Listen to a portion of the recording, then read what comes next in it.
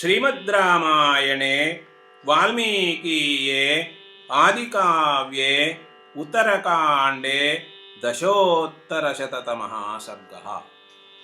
रामस्य वैष्णवतेजः प्रवेशः। अध्यर्थयोजनं गत्वा नदीं पश्चान्मुखाश्रितां सरयूं पुण्यसलिलां ददर्श रघुनन्दनः। तां नदीम् आकुलावर्तां सर्वत्रानुसरन् नृपः आगतः सप्रजो रामः तं देशं रघुनन्दनः। अथ तस्मिन् मुहूर्ते तु ब्रह्मा लोकपितामहः सर्वैः परिवृतो देवैः ऋषिभिश्च महात्मभिः आययौ यत्र काकुत्स्थः स्वर्गाय समुपस्थितः। विमानशतकोटिभिः दिव्याभिरभिसंवृतः दिव्यतेजोवृतं व्योम ज्योतिर्भूतम् अनुत्तमम् स्वयं प्रभैः स्वतेजोभिः स्वर्गिभिः पुण्यकर्मभिः पुण्यावाताववुश्चैव गन्धवन्तः सुखप्रदाः पपात पुष्पवृष्टिश्च देवैर्मुक्ता महौघवत्। तस्मिन् स्तूर्यशतैः कीर्णे गन्धर्वाप्सरसङ्कुले सरयोसलिलं रामः पद्भ्यां समुपचक्रमे। ततः पितामहो वाणीम् अन्तरिक्षादभाषत आगच्छ विष्णो भद्रन्ते दिष्ट्या प्राप्तोऽसि राघव। भ्रातृभिः सह देवाभैः प्रविशस्व स्विकां तनुं यामिच्छसि महाबाहो तां तनुं प्रविशस्विकाम्।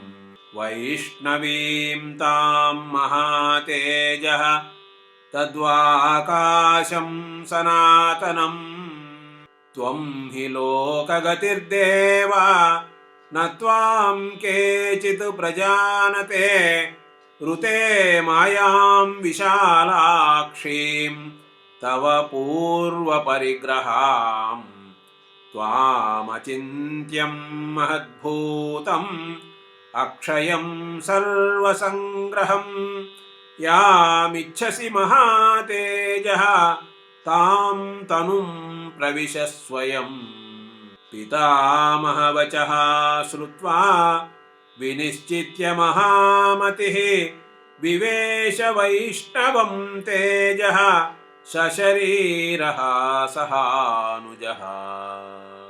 ततो विष्णुमयं देवं पूजयन्ति स्म देवताः साध्या मरुद्गणाश्चैव सेन्द्राः साग्निपुरोगमाः। ये च दिव्या ऋषिगणाः गन्धर्वाप्सरसश्च याः सुपर्णनागयक्षाश्च दैत्यदानवराक्षसाः।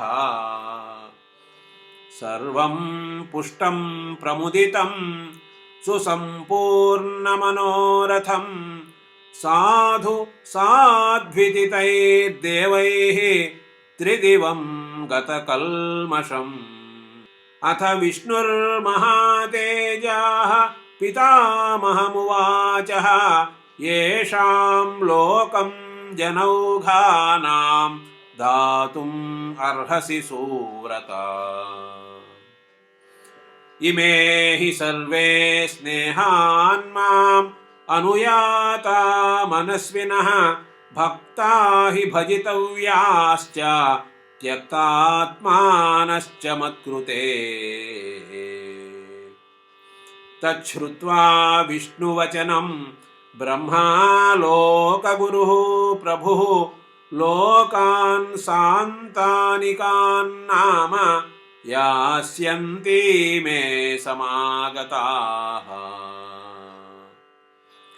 यच्च तिर्यगतं किञ्चित् त्वामेवमनुचिन्तयतो प्राणां त्यक्ष्यति भक्त्या वै तत्सन्ताने निवत्स्यति सर्वैर्ब्रह्मगुणैर्युक्ते ब्रह्मलोकादनन्तरे वानराश्च स्विकां योनिं वृक्षाश्चैव तथा ययुः येभ्यो विनिसृताः सर्वे सुरेभ्यः सुरसम्भवाः तेषु प्रविविशे चैव सुग्रीवः सूर्यमण्डलं पश्यतां सर्वदेवानां स्वान् पितॄन् प्रतिपेदिरे तथोक्तवति देवेशे गोप्रतारम् उपागताः भेजिरे सरयूं सर्वे हर्षपूर्णाश्रुविक्लबाः अवगाह्य जलं यो यः प्राणिह्यासीत्